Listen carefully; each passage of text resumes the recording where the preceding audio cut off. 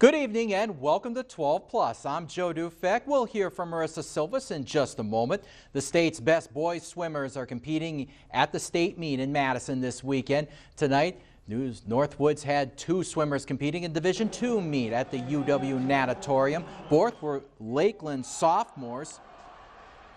Nick Garcia racing in two events while Nate Keller competing in the 50-yard freestyle.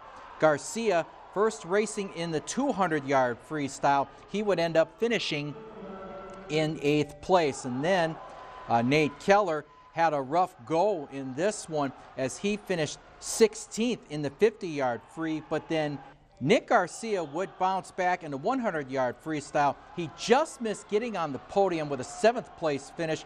Marisa Silvas has more from Madison. Marisa?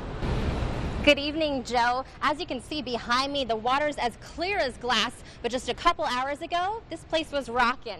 I had the chance to talk to both Nick Garcia and Nate Kellner after their races. Nate told me when he found out he qualified, it was a big celebration. He and his parents went running and screaming around their house, so clearly he was thrilled to be here. And when I talked to Nick, he said being here last year did give him a taste of what to expect, but he was disappointed in the 7th place finish in the 100 free. He missed the podium by just 0.15 seconds. But one thing is clear, both swimmers have a bright future ahead of them. It's just an honor to be here. I worked really hard this whole season. I've been pushing my sets. This is my goal, and I'm really glad to be here and place where I place. Getting here is a huge blessing. It was the experience last year coming as an alternate, and then getting here this year on my own was just huge and humbling, and it was an amazing experience.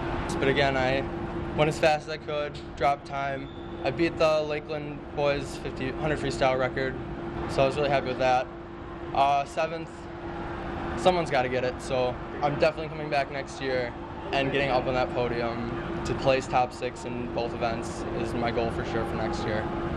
And state championships continue on Saturday with Division I hitting the pool in the afternoon. At the Natatorium in Madison, Marisa Silvas, Newswatch 12 Sports. All right, thanks a lot, Marisa. Well, trips to state are on the line this weekend in wrestling. The Tomahawk Hatchets feature one of the state's top-ranked wrestlers. Junior Austin Belial is ranked 2nd in Division II 195-pound weight class. He is 43-1 and the Great Northern Conference champion. He dropped down to 182 for regionals. He hopes it'll give him a better opportunity to get to Madison. The Hatchets compete in Division II sectional in Seymour tomorrow. Austin learned some tough lessons after losing in last year's sectionals. Last year, you realize you don't have a second chance. You got to make what you can of it right now, and that's just what I've done. I wrestle every match individually, and I know just with the hard work that we put in, it's going to pay off. I'm really good on my feet. I'm comfortable. I like upper body, so I mean, if I ever am in danger, I can always use a throw, and that always helps me.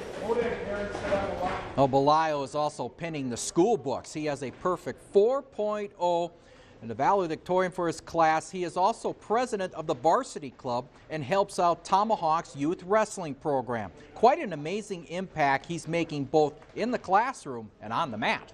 Extremely intelligent individual. He's a 4.0. He's never had anything but an A. He knows nothing but hard work and success. And I think because of that, he teaches our kids that you can be an athlete and you can also be a student first. And I think he's a real good representative because of that.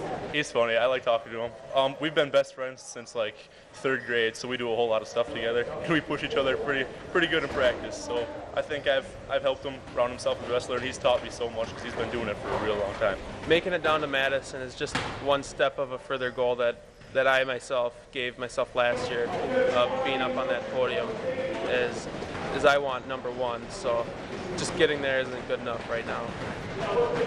By the way, we'll have highlights of the Division I sectional in Marshfield. Many of the area's D3 stars are in Bondwell tomorrow. Playoffs are underway in hockey. Among the scores tonight in girls playoff action, Northland Pines knocks off Medford 5-1. They will take on Marshfield on Tuesday as Marshfield defeated Lakeland. On the boys' side, Look at Shawamek and Phillips upsetting Hayward tonight out in Hayward 4-3. Congratulations to them. They move on and will face Eau Claire Memorial on Tuesday.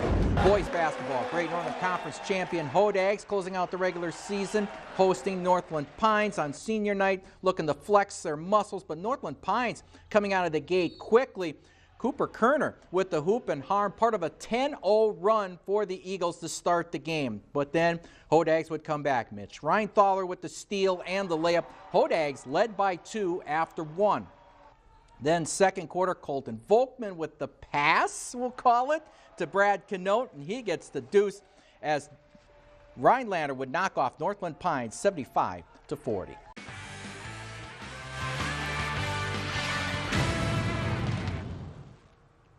Good evening and welcome to Friday Night Blitz. Marissa and Joe back for another big night of high school football on the gridiron.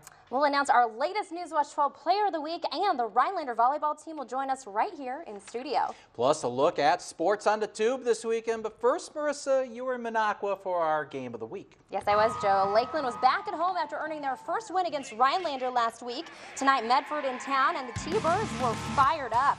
First quarter, the Raiders struck first. On the 1-yard line, Austin Salzgeber hands it off to Colton Newalny, and he dives in the end zone for the score. That put Medford up 8-0. In the second, the Raiders had another long drive from the 3-yard line. Now Sam Soddy took the direct snap, and he pushes his way in for the touchdown.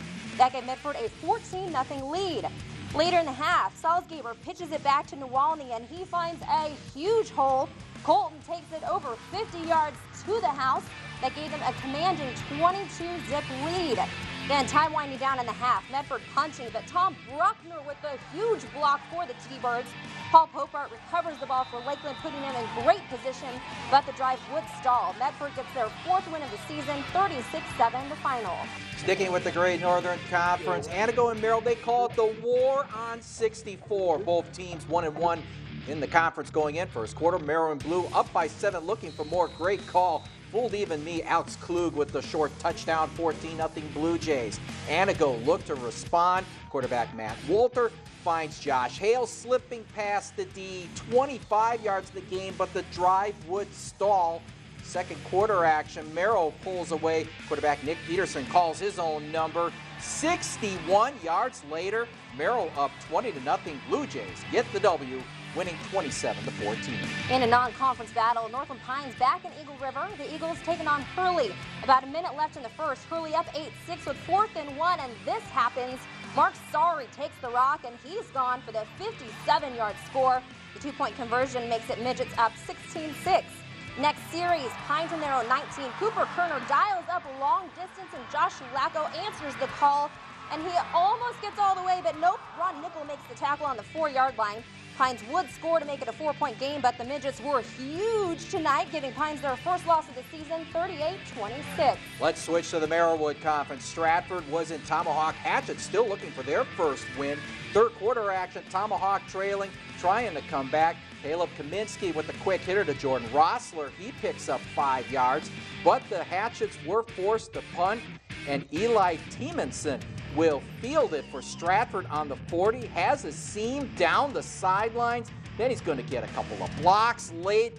60 yards on the touchdown. Stratford rolls over Tomahawk 41-8. Checking out other scores from tonight, Rhinelander fell to Kingsford 49-13. Leona Wabeno won big over Elko White Lake 40-12. Coming up, we'll have the Rhinelander volleyball team in studio.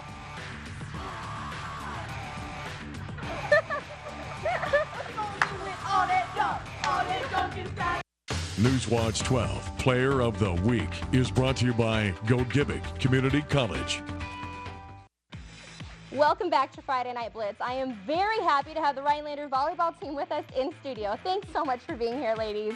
The last year you won the GNC for the first time in school history. How much do you want to accomplish that again? We really want to accomplish it again. Last year was a very successful season for the Rhinelander Hodags.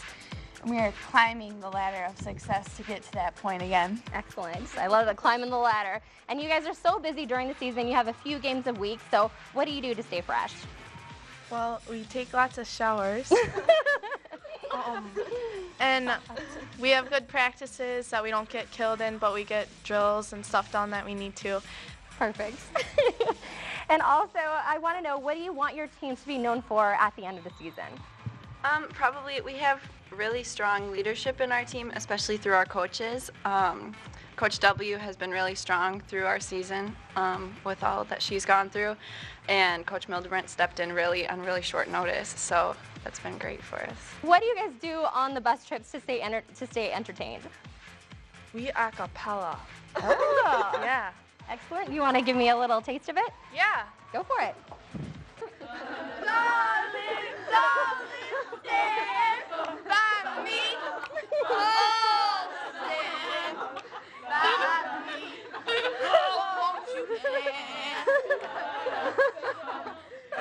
by me. Wow, I don't know how we top that, but who is the best dancer? Oh boy, all right, Katie.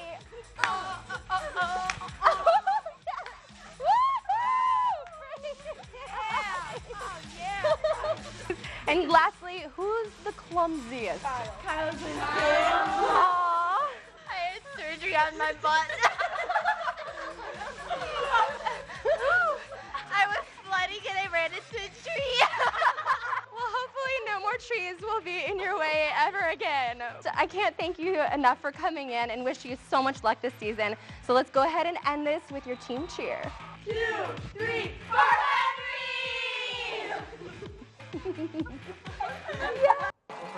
Marissa, you take your job too seriously. Thanks a lot, ladies. Well, here's our Newswatch 12 Player of the Week. It's Medford quarterback Austin Salzgeber. Last week against Merrill, he threw for 126 yards and 2 touchdowns. 881 votes on the sports poll. He collected 43%. He's getting a plaque from R&D Trophies of Tomahawk.